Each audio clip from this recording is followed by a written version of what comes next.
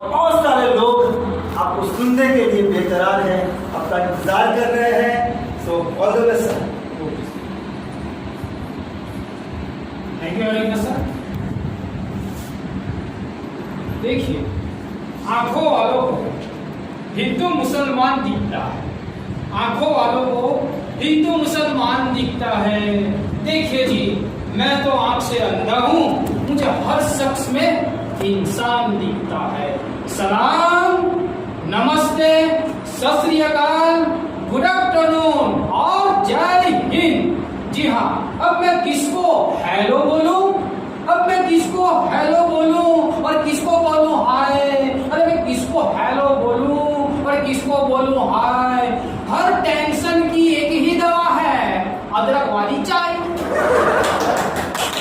जी हाँ, चाय, बस चाय एक ऐसा है कि चाय से मुझे और एक शेर याद आया, खास आपके लिए जो एफबी पे जो लाइव हमारा ऑडियंस बैठे हैं, उन सभी दर्शकों के लिए ये शेर आपके लिए है कि चाय के कप से उड़ते हुए धुएं में, कि चाय के कप से उड़ते हुए धुएं में आपकी तस्वीर नजर आती है, कि चाय के कप से उड़ते हुए धुएं में आपकी तस्वीर नजर आती है। कमबख्ती की ख्यालों में खोकर रोज मेरी चाय ठंडी हो जाती है। देखिए, ये बहुत ही अच्छा प्लेटफॉर्म आज हमें सरगम एकेडमी ने दिया है और खास ये रॉक स्टार जो हमारे नन्हे मुन्ने जो रॉक स्टार है, खास मैं सलाम करता हूँ। और ये शेर खास उनके लिए है, बहुत ही बेहतरीन तीनों ने परफॉर्म किया है, खास उनके लिए है। ये नन्हे फूल तब खिलते हैं, कि ये नन्हे फूल तब खिलते हैं जब खुदा की नीली छतरियां तनती है। ये नन्हे फूल तब खिलते हैं जब खुदा की नीली छतरियां तनती है। ये नन्हे मुन्ने फरिश्तों के लिए, ये नन्हे मुन्ने फरिश्तों के लिए जोरदार तालियां और कमेंट तो आपको बनती है। यस, कमेंट में आप कमेंट लिखते रहिए और हौसला बढ़ाते रहिए। देखिए, जब हम ये रॉक स्टार और जब इतना अच्छा प्लेटफॉर्म दिया है हम कलाकारों को और हम इतना हौसला बढ़ा रहे हैं, तो इस सरगम एकेडमी के लिए खास ये शेयर अर्ज करता हूं मैं, खास ये सरगम एकेडमी के लिए इतना अच्छा बेहतरीन प्लेटफॉर्म जो हमें दिया है कि बुझी समा भी जल सकती है, कि बुझी समा भी जल सकती है, तूफानों से कश्ती भी निकल सकती है, कि बुझी समा भी जल सकती है, तूफानों से कश्ती भी निकल सकती है। यूं होके मायूस न अपने इरादे बदल, होके यूं न मायूस अपने इरादे बदल, तेरी किस्मत कभी भी सरगम में आके बदल सकती है। जो इस प्लेटफॉर्म पे इस एकेडमी में आ गया, समझो उसकी किस्मत छा गई। यस, देखिए 19-20 का क्या फासला है, मैं आप सभी को कहता हूँ 19-20 का क्या फासला है, मैं आपको समझाता हूँ कि 2019 में हम बच्चों को कहते थे चले मोबाइल रख और पढ़ाई कर, और 2020 में हम कहते हैं बेटा मोबाइल ले ले, मोबाइल ले ले, मेरा मेरे लाला पढ़ाई करना, मोबाइल ले, मोबाइल ले। ये फर्क है 19-20 का। देखिए, आज जरूरी नहीं है कि खंबे के साथ टकराने वाला हर शख्स शराबी ही हो। आज खंबे से टकराने वाला फेसबुक, व्हाट्सएप, ट्विटर या कोई भी ऑनलाइन चलाने वाला भी हो सकता है, इसलिए शराबी को दोष न दे। जी हाँ, वैसे देखने जाइए तो 2020 का साल उस प्याज की तरह है, जैसे खोलोगे आंसू निकलते जाएंगे, आंसू निकलते जाएंगे, लेकिन हमें यहाँ खोलना नहीं है, हमें उस दुख दर्द को हमें भूल जाना है और आपके चेहरे पे मुस्कान लाना है। छोटी सी ये जो हमने शुरुआत की है ताकि आपके चेहरे पे हम मुस्कान ला सके। देखिए, मुझे तो लगता है इस साल बच्चों को अगर पिकनिक के लिए ले जाने का कहे तो क्या कहेंगे पता है? सबसे पहले मम्मी हमें स्कूल ही दिखाने ले चलिए, क्योंकि कई महीनों से हमें स्कूल ही नहीं देखा। देखिए, ऐसे देखने जाइए तो जिसे हमने इग्नोर कर दिया था, यानी मोबाइल को, स्कूल की प्रीमाइसेस में इज नॉट अलाउड, ठीक है, ऑफिस के बाहर लिखा हुआ था कि मोबाइल लेके अंदर आ नहीं सकते, आज वही मोबाइल स्कूल और एजुकेशन चला रहा है। जी हाँ, ऑनलाइन टीचिंग चल रही है। देखिए, अभी मैं आपको बता दूं मैं कि वैसे तो हम ऑनलाइन टीचिंग चल रही है, वहां पे एक मैडम जब ऑनलाइन हुआ तो मैम बोले देखिए बच्चों, आज आपका क्लास खत्म हो गया है, तो कृपया अगर आपका कुछ भी डाउट हो, सवाल हो तो आप मुझे बता सकते हैं। तो उनमें से एक बच्चा, बहुत उस्ताद होते हैं बच्चे, बहुत ध्यान रखते हैं, बच्चे ने कहा मैडम जी वो क्लास में बीच में आपको चाय देने जो आते थे ना, क्या वो आपके पति है? और मैडम को गुस्सा आ गया, एक चाटा मार दिया, पूरा लैपटॉप भी तोड़ दिया। देखिए वैसे मैं भी टीचर ही हूँ स्कूल में, मुझसे मेरे साथ भी ऐसे कई हास्य रचनाएं बनती रहती है। अभी मैं जब क्लास ले रहा था, एक बच्चा हमेशा बहुत कैमरे से दूर ही बैठता है, बहुत दूर बैठता है, कभी कभी उसका चेहरा भी नहीं दिखता। एक बार मैंने उससे पूछा कि बेटा आप इतने दूर क्यों बैठते हो, आप करीब बैठा करें। मैं जानता हूँ कि मैं इंस्ट्रक्शन देता हूँ कि आप स्क्रीन से दूरी बनाए रखें, आंखों का भी हमें ध्यान रखना है, पर इतनी भी दूरी ना बनाए कि आपका चेहरा ही ना दिखे। तो पता है उस बच्चे ने क्या कहा, सर आपको पता नहीं है, हमेशा मैं क्लास में लास्ट बेंच पे ही बैठता हूँ। देखिए अब वो जो लास्ट बेंच पे उस वक्त बैठता था, आज भी वही आदत उसकी यहाँ पे गई नहीं है।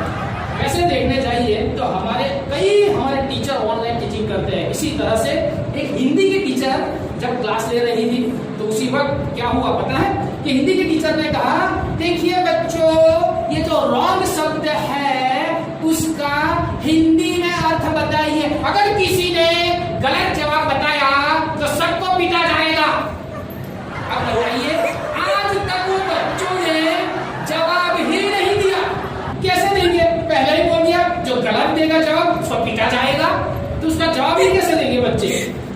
देखिए वैसे एक अभी खतरनाक सवाल है, ऐसे खतरनाक तो नहीं है, लेकिन खास आपके लिए जो है FB पे, जो फेसबुक पे ये हमारा प्रोग्राम देख रहे हैं, खास आपके लिए है।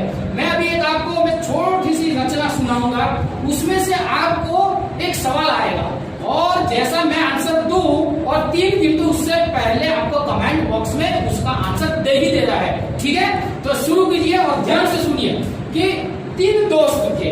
देखिए 3 दोस्त थे, बहुत जिगरी दोस्त थे। एक का नाम था हिंदी और एक का नाम था अंग्रेजी और एक का नाम था गणित। वो तीनों बहुत जिगरी दोस्त थे। एक दिन वो घूमने के लिए गए और बहुत बुरी बात है, बहुत हादसा हुआ। अचानक उनका एक्सीडेंट हो गया। एक्सीडेंट हो गया तो वहाँ हिंदी ने कहा कि हमारी मदद करे, और तभी अंग्रेजी ने कहा, मदद मांगी, प्लीज हेल्प मी। अब बताइए कि गणित ने क्या कहा होगा? बताइए, कमेंट बॉक्स में लिखिए, जल्दी से लिखिए कि गणित ने क्या कहा होगा। मैं काउंट करता हूं, 1 2 3। यस, उसने कहा, ये सही आंसर ये है। जल्दी से बताइए, सही आंसर ये है 108। यस, 108 कहा और एम्बुलेंस आ गई और तीनों को अस्पताल ले गए और आज तीनों स्वस्थ हैं। देखिए वैसे देखने जाइए तो मुझे गणित पसंद नहीं है। किसी को बोलना मत, वैसे मुझे गणित पसंद नहीं है, लेकिन प्रतीक सर एक बात बताऊं, मुझे पैसे और रुपए गिनना अच्छा लगता है, तो किसी को भी अच्छा लगता है, लेकिन गणित अच्छा नहीं लगता है। देखिए इसी तरह से अभी हम देखते हैं कि हमारे गवर्नमेंट ने भी कहा है हमें कि मास्क पहने बिना ना निकलो। ये सही बात है, हमारी सेफ्टी के लिए मास्क पहनना ही चाहिए। लेकिन आप जब मास्क पहनते हैं और मास्क जैसे उतारते हैं ना, तो सभी को ऐसा ही लगता है कि हम जैसे डॉक्टर हैं और पूरा ऑपरेशन सक्सेस कर दिया और मरीज बिल्कुल ठीक है ना? ऐसा फीलिंग्स हमें होता है। यस, इसी तरह हमें मास्क पहनना चाहिए। देखिए वो कहावत है ना कि हाथी अगर जिए तो लाख का, अगर मरे तो 1.25 लाख का। बस मास्क का भी ऐसा ही है, अगर पहनो तो 20-25 रुपए का, अगर नहीं पहनो तो 500 या 1000 का। चॉइस आपकी है, इसीलिए बिना मास्क के बाहर ना निकले, मास्क पहन के ही निकले।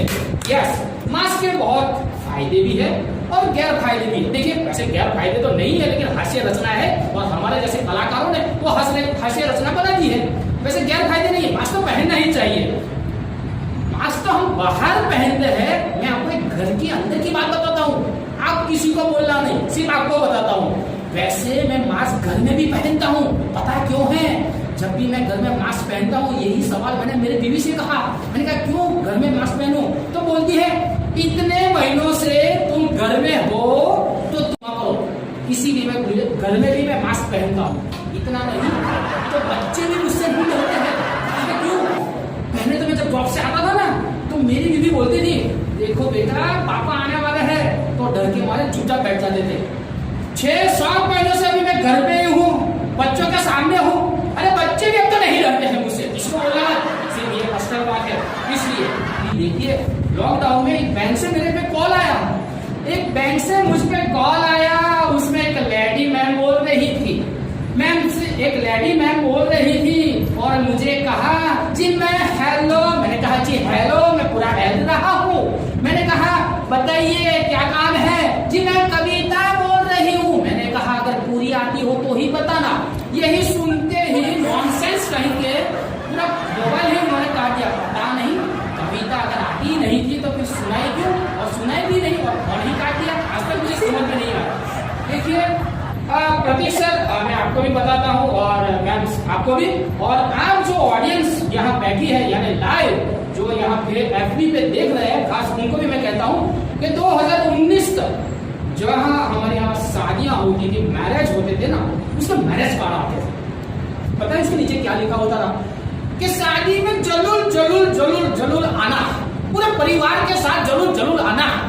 और आज मेरे पे एक कार्ड आया है प्रतीक सर, आज मेरे पे एक मैरिज कार्ड आया है और उसमें लिखा हुआ था पूरा, बहुत शादी का पूरा डिटेल लिखा हुआ था और अंत में लिखा था स्टे होम स्टे सेफ।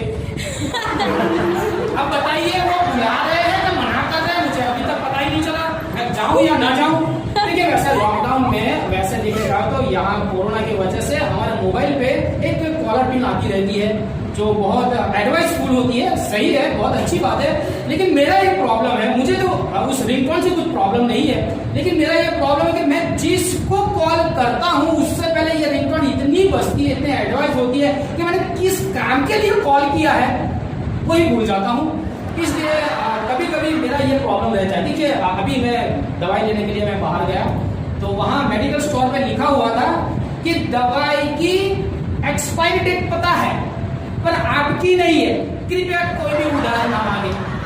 अब ये सुन के मैं देख के ही वापिस आ गया कि दवाई की एक्सपायरी डेट पता है, हमारी नहीं है। देखिए आप सबको पता है 2019 तक अभी तक हमें त्योहार की वजह से हमें छुट्टियां मिलती थी। अब उल्टा है 2020 में कि हमें छुट्टियों में अब यहाँ त्योहार आए हैं, एकदम अलग बात है। देखिए अब दूसरी बात आपको मैं बताऊं, एक पति जी जब नहाने के लिए बाथरूम में गए तो उन्होंने अपना मोबाइल बाहर रखा हुआ था। पत्नी जी वहां आए और अपना मोबाइल लिया, उनका मोबाइल लिया और कॉल रजिस्टर चेक करें तो वहां पे लिखा था कोरोना देखा। तो पत्नी जी को शक हुआ, डाउट हुआ और उसे सर्च करने लगे, उस पर कॉल किया। मैं देखती हूँ ये पासवर्ड लगाया या कोड वर्क है, मैं देखती हूँ ये कौन है। जैसे ही कॉल लगाया पत्नी जी के मोबाइल पे ही वो रिंग बजी। आज तक वो पति बाथरूम से बाहर नहीं निकले, अभी भी वो क्वारंटाइन में ही है जी।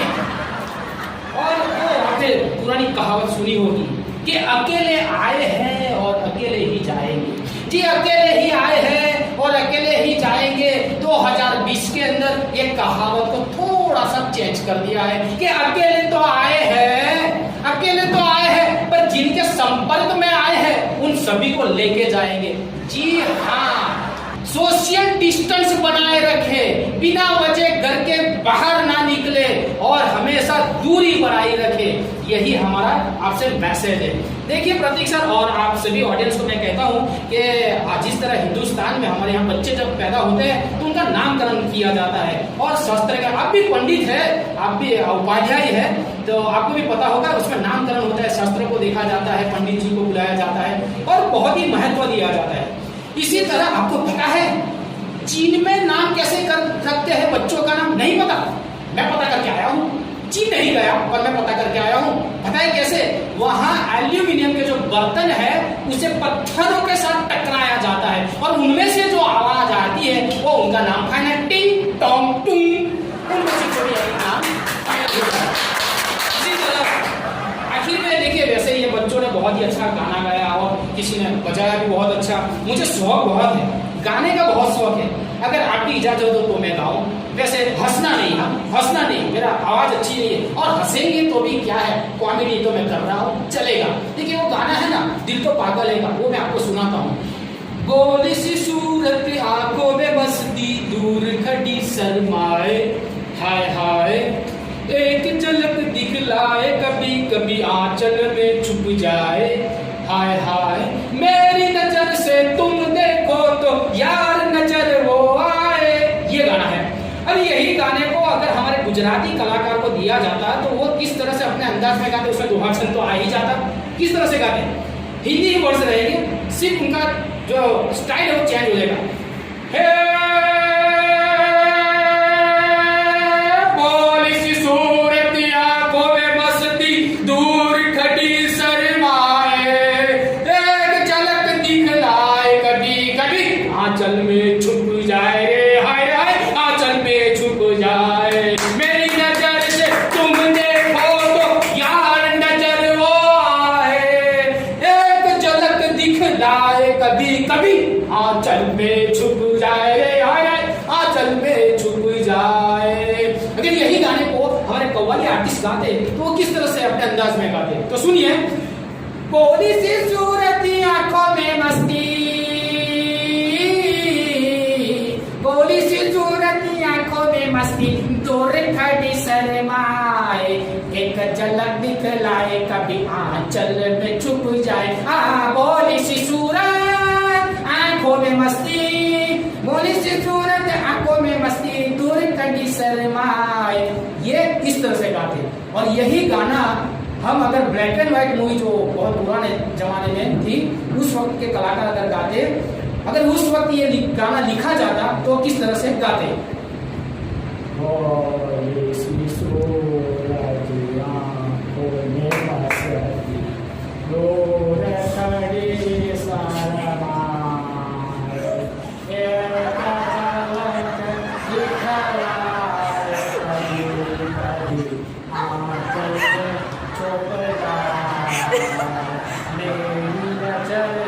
बस ये था।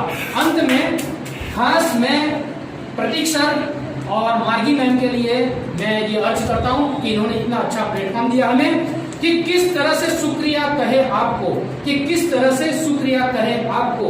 जमीन से उठाकर दिल में बिठा लिया, कि जमीन से उठाकर दिल में बिठा लिया, नजरों में समाकर पलकों पे सजा दिया, नजरों में समाकर पलकों पे सजा दिया। इतना प्यार दिया है आपने हमको, इतना प्यार दिया है आपने हमको, कि मेरे बिखरे शब्दों को कविता बना दिया।